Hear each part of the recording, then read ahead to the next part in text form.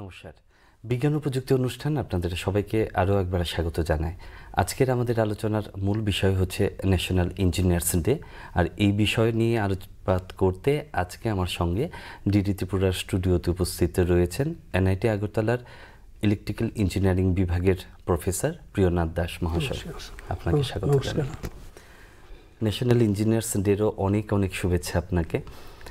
আমরা প্রতি বছর এই 15th September national engineers day celebrate করি। কেন এই দিনটিকে বাছাই করা হলো? 15th সেপ্টেম্বর স্যার এম বিশ্বেশ্বরাইয়া, মুকসাগন্ডা বিশ্বেশ্বরাইয়া একজন eminent engineer, civil engineer and technologist. তো ওনার বার্থডেটাকে আমরা স্মরণ করার জন্য আমরা এই দিনটাকে উদযাপন করি। He is the representative of the engineering as a society whole. আচ্ছা, এই দিবসটিকে এই জন্য সেলিব্রেট করা হচ্ছে। ওনার কন্ট্রিবিউশন, ওনার আইডিওলজি, ওনার লিডারশিপ এবং ওনার যে ইনোভেশন টেকনোলজি, ইনোভেশন আইডিয়া দিয়ে পুরো দেশকে একটা ইনফ্রাস্ট্রাকচার ডেভেলপমেন্টের জন্য যে টেকনোলজি দিয়ে গেছেন, কন্ট্রিবিউশন করে গেছেন, এই জন্য ওনাকে, ওনার জন্মদিনটাকে স্মরণ করে রাখার জন্য আমরা এই দিনটাকে পালন করি, যাতে ওনারকে দেখে যাতে আমাদের নেক্সট জেনারেশন, আমাদের যারা এখনও যারা কাজ করছেন, এখন যারা ফিল্ডে কাজ করে, তাদেরও ডেডিকেশন, তাদেরও ইনভেনশন, তাদের হার্ডওয়ার্কিং, তাদেরও প্রবলেম সলভিং স্কিল যদি আমরা দেখি, তো এজ এ হোল সব ইঞ্জিনিয়ারকেই আমরা রিকগনাইজ করার জন্য, এবং ইঞ্জিনিয়ার যারা আছে তাদেরকে, আমাদের তো সিভিল, মেকানিক্যাল, আইটি, ইঞ্জিনিয়ার বহুত অনেক ডিসিপ্লিন আছে, সবাইকে এক জায়গায় ইঞ্জিনিয়ার, এজ এ ইঞ্জিনিয়ার সবাইকে এক জায়গায় আনার জন্য আমরা একটা ইউনিটি করার জন্য, যাতে আমরা সবাই বিভিন্ন ফিল্ডে কাজ করলেও যাতে আমরা আমাদের বিভিন্ন ফিল্ডের এক্সপিরিয়েন্স, আইডিয়া, প্রবলেম, এগুলিকে প্র্যাকটিক্যাল ফিল্ডে কীভাবে কাজ করা যায়, প্রবলেম কীভাবে সলভ করা যায়, ইন্টারেকশন করা যায়, বিভিন্ন সেমিনার, ইন্টারেকশনের মাধ্যমে আমরা ওই দিনটাকে স্মরণ করি। এই যে আমরা ন্যাশনাল ইঞ্জিনিয়ার্স ডে সেলিব্রেট করছি, এর তো আমরা বুঝতে পারলাম কেন করছি, কিন্তু তার মূল লক্ষ্যটা কি? মূল লক্ষ্য হচ্ছে ইঞ্জিনিয়ারের মধ্যে যেমন একটা এনকারেজমেন্ট দেওয়া, যাতে ইয়ং ইঞ্জিনিয়ার যারা, তারাও যাতে এই প্রফেশনে আসে, হ্যাঁ, যাতে তারাও দেশের জন্য কন্ট্রিবিউট করতে পারে। কারণ ইঞ্জিনিয়াররা এগুলো হচ্ছে ব্যাকবোন অফ দ্য নেশন, কারণ তারাই infrastructure development through the country, whatever the infrastructure, হ্যাঁ, তো ইঞ্জিনিয়াররা এখানে আছে। PWD, DWS, power engineers, instrument engineer, medical engineer, instrumentation engineer, তো যে কোনো জায়গাতেই টেকনোলজিস্ট মিনস ইঞ্জিনিয়ার্স। তো তাদেরকে সবার কন্ট্রিবিউশন নিয়েই তো দেশ সমৃদ্ধ হচ্ছে, মানে ন্যাশনাল ডেভেলপমেন্টের ক্ষেত্রে অনেকটাই সেটা একটা মুখ্য ভূমিকা পালন করে ইঞ্জিনিয়াররা। আচ্ছা, আমরা তো জানি যে এই দিবসটিকে বিশেষ একজন মানুষের জন্যই সেটাকে ডেডিকেট করা, স্যার এম বিশ্বের। আমরা ওনার কন্ট্রিবিউশন সম্পর্কে এবং জীবনী সম্পর্কে সংক্ষিপ্তভাবে জানতে চাইছি। স্যার এম মুকসাগুন্ডাম বিশ্বেশ্বরাইয়া 15 সেপ্টেম্বর 1861-এ মেদিনীপুল্লায় চিক্কা বেলুরতে ওনার জন্ম, কর্ণাটকের, বর্তমানে কর্ণাটকের। তো উনি এরপরে উনি প্রথমে বিএ পাশ করেন, ঠিক আছে, মাদ্রাজ ইউনিভার্সিটি থেকে, এবং টপার ছিলেন, he is the topper in the board stand. তারপর 2 বছর পরে উনি মাইসুর সায়েন্স কলেজ থেকে এন্ট্রান্সের থ্রুতে ইঞ্জিনিয়ারিং ভর্তি হন, LCE মানে ডিপ্লোমা লেভেলে সিভিল ইঞ্জিনিয়ারিংয়ে কোর্সে ভর্তি হন। ওইখানেও তিনি মানে স্ট্যান্ড করেন, মানে first top of the batch. তো এই যে ওনার কন্ট্রিবিউশন, তারপরে উনি পাশ করার পরেই মহারাষ্ট্র গভর্নমেন্ট ওনাকে পিডব্লিউডিতে চাকরি দেন, নাসিকে। প্রথমে 1984-এ ওনার প্রথম first posting in Nashik as a civil engineer পিডব্লিউডিতে। তো ওইখানে ওনার একটা নদী থেকে জলকে কীভাবে শহরে দেওয়া এবং ড্রেনেজ সিস্টেমের উপর জন্য একটা প্রবলেম ছিল, ওনাকে এই প্রবলেমটা প্রথম দেওয়া হয়। তারপর উনি এটা দেখে সার্ভে করে এই প্রবলেমটাকে উনি সলভ করেন। কীভাবে জলটাকে দেওয়া যায়, ড্রেনেজ সিস্টেম দেওয়া যায়, কীভাবে drinking water system supply system দেওয়া যায়, ওই একটা প্ল্যান করেন। ইঞ্জিনিয়ার মানে কি দেয়, প্রথমে সার্ভে করবে, প্ল্যানিং করবে, তারপর এক্সিকিউট করবে। উনি সেই কাজটাই প্রথমে সার্ভে করলেন, প্ল্যানিং করলেন, তারপরে এই কাজটা এক্সিকিউশন করলেন। করার পরে তাদের এই প্রবলেমটা, অনেক দিনের প্রবলেমটা সলভ হয়ে গেল। এই drinking water problem, drainage system problem তাদের সলভ হয়ে গেল। তো এইভাবে উনি আস্তে আস্তে ওনার যে মেরিট বা ওনার যে ইন্টেলিজেন্স, কর্মদক্ষতা আস্তে আস্তে প্রকাশ পাইতে লাগলো। তার কিছুদিন পরেই উনি 23 বছর মহারাষ্ট্রে বিভিন্ন প্রকল্পে প্রজেক্টে কাজ করেছেন একদম independently.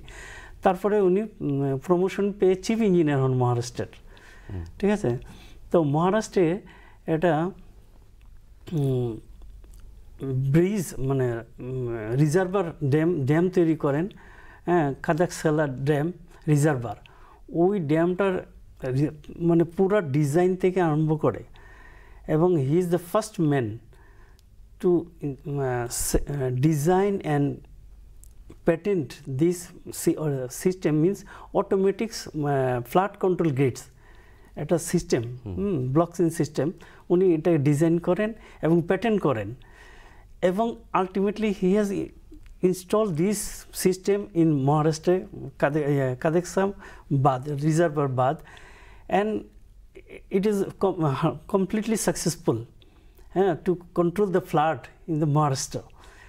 And after successfully completion of this project, মানে আইডিয়া, ওটাকে তিনি আবার ওই সেম কনসেপ্টটাকে উনি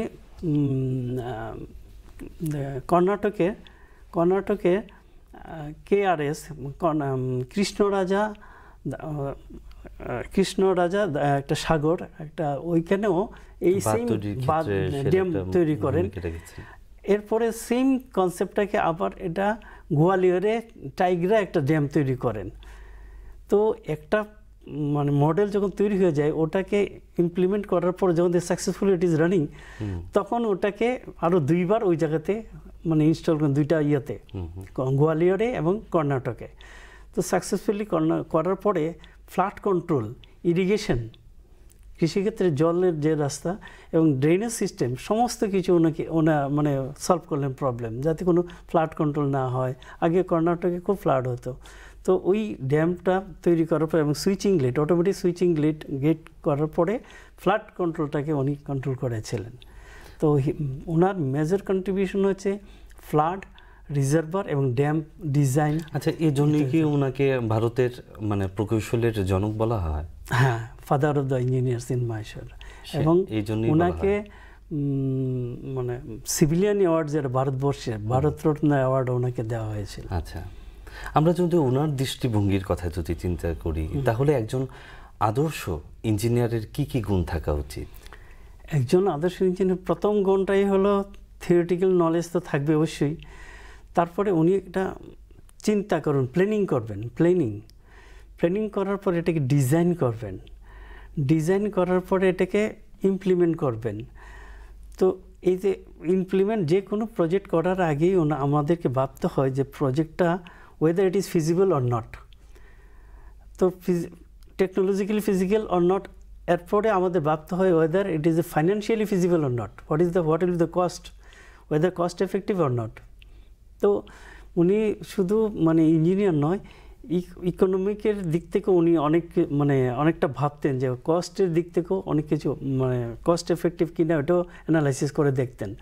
তো যারা এই কাজ করে মানে planning, designing and cost analysis করার পরে এটাকে বাস্তবে ইমপ্লিমেন্ট করলে যাতে সোসাইটির মানুষ বেনিফিটেড হয়, আলটিমেটলি সার্ভিস দেওয়াটাই, সোসাইটির মানুষকে সার্ভিস দেওয়াটাই, প্রযুক্তি মানুষের কাছে, সাধারণ মানুষের কাছে নিয়ে যাওয়াটাই হচ্ছে মেইন উদ্দেশ্য।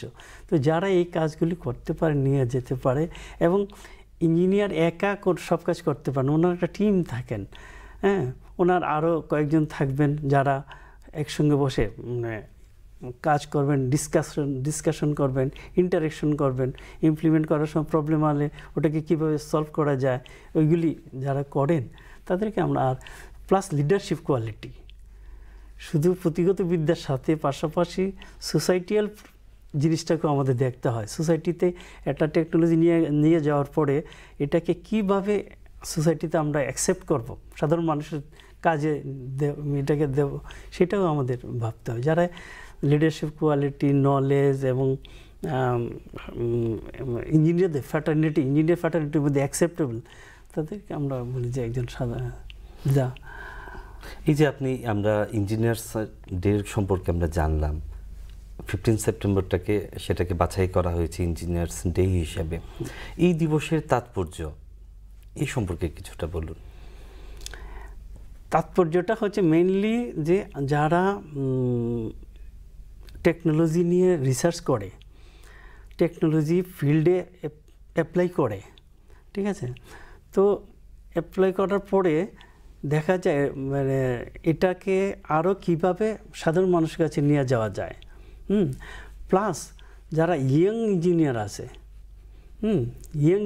আছে যারা, তাদেরকে বেশি করে ইনভলভ করে, তারাও যাতে মোটিভেটেড হয়, আরও বেশি কাজ করে, তারা যাতে আরও স্কিল্ড, প্রবলেম যদি থাকে এটাকে স্কিল্ড ওয়েতে এটাকে কীভাবে সলভ করা যায়, ঠিক আছে, তো এটাকে নতুন কোনো আইডিয়া দিয়ে এটাকে আরও কীভাবে সহজ করা যায়।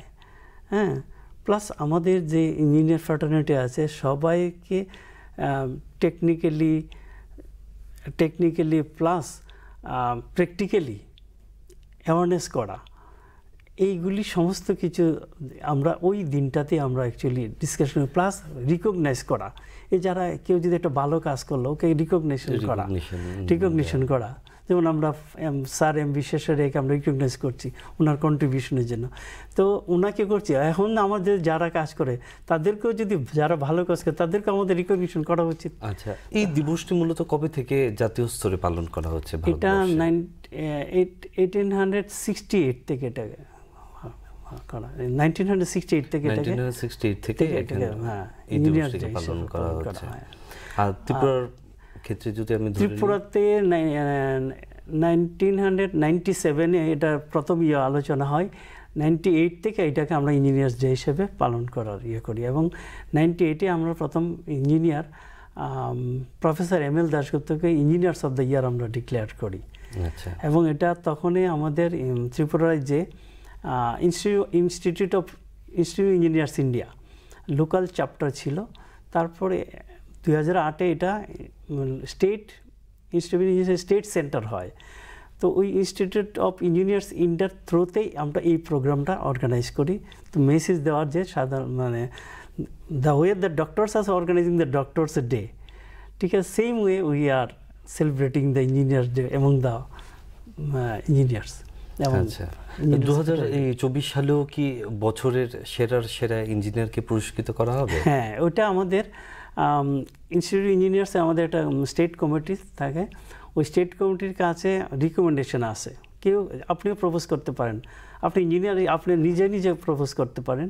তো এরকম প্রপোজাল আসার পর স্টেট কমিটি আমরা এটাকে মিটিং করে স্ক্রুটিনাইজ করি কার কী কন্ট্রিবিউশন আছে, কন্ট্রিবিউশন দেখে, এবং আমরা তো চিনি মোটামুটি ত্রিপুরায় যে যারা কোন ফিল্ডে। 2024-এর জন্য কাকে সিলেক্ট করা হয়েছে? 2024-এ আমরা ইঞ্জিনিয়ার মধুসূদন রায়কে সিলেক্ট করেছি। কেন? ওনার কন্ট্রিবিউশন হচ্ছে উনি একজন সিভিল ইঞ্জিনিয়ার এবং ত্রিপুরার প্রথম সিভিল ইঞ্জিনিয়ারিং প্রথম ব্যাচের একজন মানে কৃতি স্টুডেন্ট সিভিল, এবং উনি ওএনজিসিতে চাকরি করতেন, পিডব্লিউডিতে কিছুদিন ছিলেন, কিন্তু ওএনজিসিতে বেশি দিন চাকরি করেন।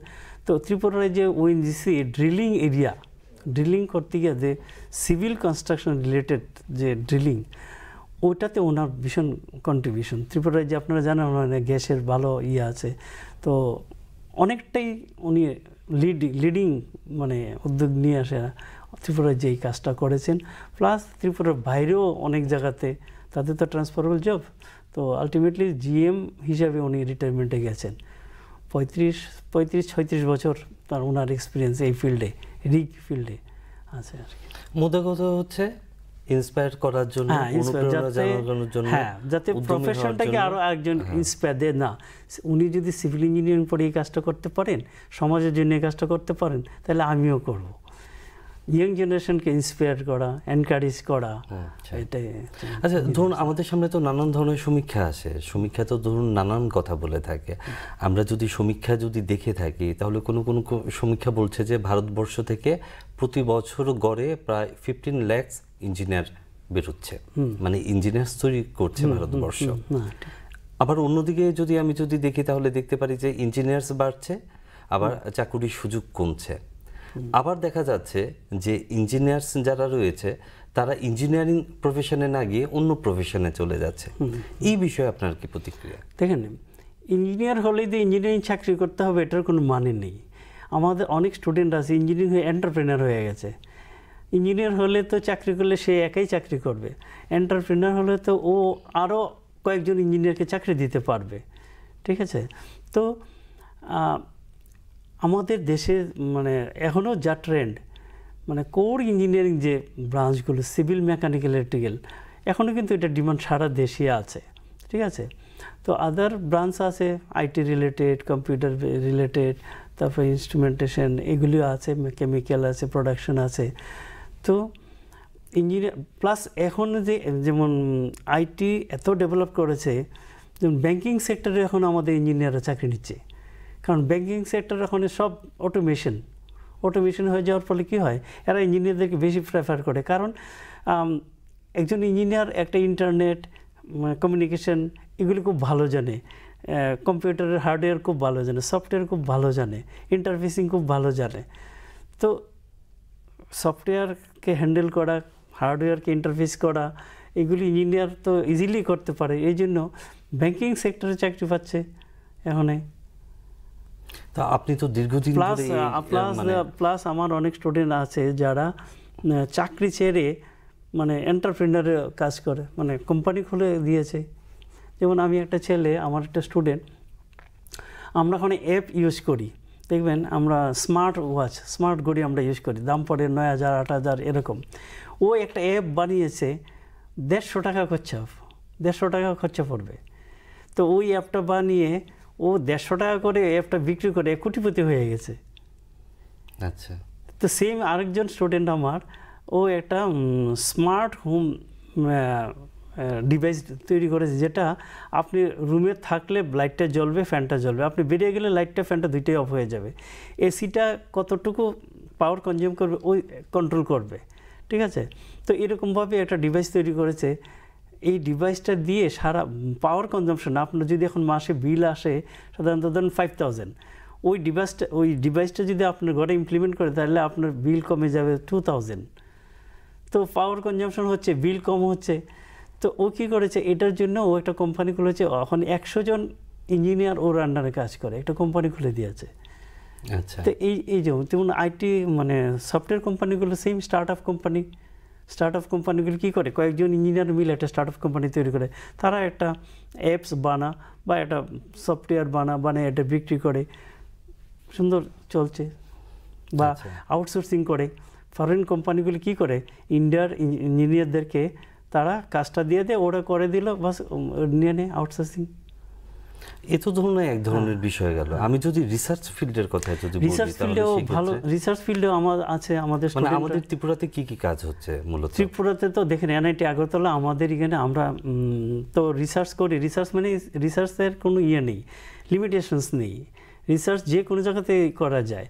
তো আমরা লোকাল বেসড রিসার্চও করি, আবার মানে ইন্টারন্যাশনাল লেভেলের রিসার্চ হয়। আমাদের পেপার আমরা ইন্টারন্যাশনালি সাবমিট করি, আবার লোকালিও মানে ন্যাশনালিও সাবমিট করি। ঠিক আছে? তো এখানে আমার একটা স্টুডেন্ট PhD স্কলার, ও একটা ইলেকট্রিক ভেহিকেলের উপর একটা কাজ করেছিল এবং ওটার প্যাটেন্ট পেয়েছে ও। তো এরপরে আরেকটা স্টুডেন্টও ও একটা ডিভাইস বানিয়েছে, যেটা দিয়ে প্লাস্টিককে রিডিউস করা যায়, প্লাস্টিককে রিসাইক্লিং করা যায়। তো প্লাস্টিক যদি রিসাইক্লিং করা যায় তাহলে কার্বন এমিশন কমে যায়। কারণ এখন কার্বন এমিশন কমানোর জন্য কিন্তু মানে ক্লাইমেট চেঞ্জ হয়ে যাচ্ছে। তো ক্লাইমেটকে চেঞ্জ করতে হলে কার্বন এমিশন যদি কমায় তাহলে কিন্তু আমাদের পলিউশন কমে যায়। তো এটার জন্য আমার একটা স্টুডেন্ট একটা ডিভাইস বানিয়েছে এবং এটাও প্যাটেন্টেড হয়ে আছে এবং খুব ভালো। এবং এতে কি হয়, যখন একটা স্টুডেন্ট একটা প্যাটার্ন করে ফেলে, একটা ডিভাইস বানায়, তখন অন্যরা দেখে যেতে আমিও আরেকটা বানাই। তো এরকম আমরা চাই ত্রিপুরা লোকাল বেসড, যেমন ব্যাম্বু প্রোডাক্ট আছে আমাদের, তো রিসোর্স আপনার আছে, পাইনঅ্যাপেল আছে, আমাদের রাবার আছে রিসোর্স। তো ওইগুলিকেও কীভাবে লোকাল বেসড টেকনোলজি দিয়ে ওগুলিকে কীভাবে মার্কেট করা যায়, এমপ্লয়মেন্ট জেনারেশন কীভাবে বাড়া যায়, আমরা এটার উপরেও রিসার্চ করি। যেমন রিসেন্টলি আমার একটা এমটেক স্টুডেন্ট একটা প্রোটোটাইপ মডেল ডেভেলপ করেছে, সোলার পিভি বেসড শিউইং মেশিন। তো শিউইং মেশিন তো সবাই আমরা ইউজ করি, প্যাডেল শিউল মেশিন। এবং যারা কাজ করে 20, 25, 30 বছর কাজ করার পরেও তারা যখন রিটায়ারমেন্টে এসে চলে যায় 50-এর উপরে বা 65, 60-এর কাছে চলে যায়, তখন তাদের নি রিপ্লেসমেন্ট করতে হয়, তাদের হাঁটতে ভীষণ কষ্ট হয়, আমার ঘরে বেড মেশিন চালার ক্ষেত্রে এই প্রবলেমটা। তো এটা দেখলাম আমরা একটা রিয়েল প্রবলেম ত্রিপুরাতে। আমরা এই প্রবলেমটাকে সলভ করার জন্য ওই স্টুডেন্টকে আমি দিলাম যে solar, why we are not using the solar. তো সোলার তো energy, huge energy we have, potential we have. তো সোলারকে ইউজ করে যদি আমি এই ড্রাইভটাকে করতে পারি, তাহলে ইজিলি এটা থেকে আমি রক্ষা পাবো। এবং সোলার খুব ইজি, আমরা এটাকে আমরা বুঝতে পারছি যে আপনি হয়তো সেটাই বলছেন যে ভোকাল ফর লোকালের কথা আপনি বলছেন। এতে কি হবে, এই সোলার মেশিনটা আমরা মানে কম খরচায় মানে সেটা তাদেরকে প্রোভাইড করা হচ্ছে। আচ্ছা, আমরা যদি মূল টপিকে যদি চলে আসছি, এই যে আমাদের ন্যাশনাল ইঞ্জিনিয়ার্স ডে 15 সেপ্টেম্বর, এই দিবসটি ইয়ং জেনারেশনকে কতটুকু অনুপ্রাণিত করছে? ইয়ং জেনারেশন বলতে ইয়ং ইঞ্জিনিয়ার্স। হ্যাঁ, আমরা ইয়ং ইঞ্জিনিয়ার্সদের জন্য আমরা কম্পিটিশন দিই, হ্যাঁ, বা ইয়ং ইঞ্জিনিয়ার্স যারা ফিল্ডে কাজ করে, কেউ যদি কোনো নতুন কিছু ইনভেনশন করে বা নতুন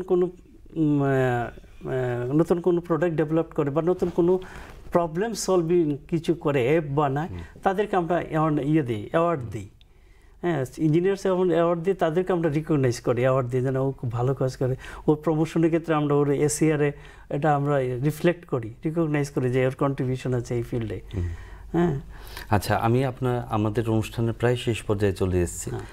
আরেকটি প্রশ্ন করছি লাস্ট, সেটি হচ্ছে, ধরুন যারা প্র্যাকটিক্যাল ফিল্ডের যারা ইঞ্জিনিয়ার্স রয়েছে বা যারা প্র্যাকটিসিং ইঞ্জিনিয়ার্স যারা রয়েছে, তারা সমাজের কল্যাণের জন্য তাদের নলেজকে কি করে আপগ্রেড করবে? যারা প্র্যাকটিসিং ইঞ্জিনিয়ার্স বা সার্ভিস ইঞ্জিনিয়ার্স বা ফিল্ড ইঞ্জিনিয়ার যারা কাজ করে, তারা দেখেন তাদের সঙ্গে আমাদের একাডেমিশিয়া, আমরা যারা প্রফেসর আছি এনআইটি, আইআইটি বা এইসব আছে, তারা আমরা একাডেমিশিয়া, আমরা থিওরিটিক্যাল ক্লাস করে প্র্যাকটিক্যাল করাই।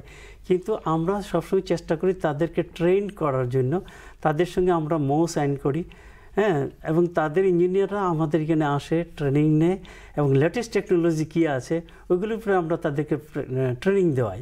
এবং এখানে ইন্ডাস্ট্রি ইনস্টিটিউট ইন্টারেকশন একটা প্রোগ্রাম থাকে। ইন্ডাস্ট্রি মিনস যারা ইন্ডাস্ট্রিতে কাজ করে, যারা ফিল্ডে কাজ, পিডব্লিউডিতে, যেমন পিডব্লিউডি যে এই যে পিএমজিএসওয়াই এর একটা প্রজেক্ট চলছে সারা দেশেই, ওইখানে নতুন ত্রিপুরার টেকনোলজি দিয়ে কীভাবে রাস্তাটাকে আর একটু করা যায়, এটার উপরে আমাদের মানে প্রফেসররা টেকনোলজি দিয়ে এটাকে, যেমন প্লাস্টিক রোড আমাদের ত্রিপুরাতে একটা হয়েছে, তো এটা ডিজাইন করা, যেমন আমাদের ব্রিক্স তো আমরা মাটি দিয়ে করি, এখানে ওই টিলা সোয়েলের সঙ্গে আর অন্য কিছু মিক্স করে কীভাবে আর একটু সুন্দর করে যাতে স্ট্রেংথ বেশি হয়, এটার উপর রিসার্চ করে আমরা টেস্ট করে এটা দেখাই যে এটা ভালো, তখন এটা আমরা ইঞ্জিনিয়ারদের দেখাই, তোমরা এটাই পরিবর্তে এটা ইউজ করো, তাহলে এটা ভালো হবে। তো এইভাবে আমরা ট্রেনিং প্লাস ইন্টারেকশন, আমরা ইঞ্জিনিয়ার্সরা, ইনস্টিটিউট ইঞ্জিনিয়ার্স তো সারা বছর প্রত্যেক মাসেই তারা কোনো না কোনো প্রোগ্রাম লেটেস্ট টেকনোলজির উপরে আইআইটি, এনআইটি মানে এক্সপার্টদের সঙ্গে বা স্টুডেন্ট, ইভেন আমরা স্টুডেন্টদের সঙ্গে ইন্টারাকশন করি, সেমিনার করি, প্রোগ্রাম ওয়ার্কশপ করি, যাতে লেটেস্ট টেকনোলজি সম্পর্কে ইঞ্জিনিয়াররা জানতে পারে। অনেক অনেক কৃতজ্ঞতা আপনাকে আমাদের স্টুডিওতে আসার জন্য। Thank you. তার সঙ্গে ধন্যবাদ জানাই আপনাদেরকেও যারা এতক্ষণ ধরে আমাদের সঙ্গে ছিলেন। দূরদর্শনের গোটা পরিবারের পক্ষ থেকে সকল ইঞ্জিনিয়ার্সদের অভিনন্দন, কৃতজ্ঞতা। আজকের অনুষ্ঠান আমরা এখানে শেষ করলাম। সবাই ভালো থাকবেন। নমস্কার।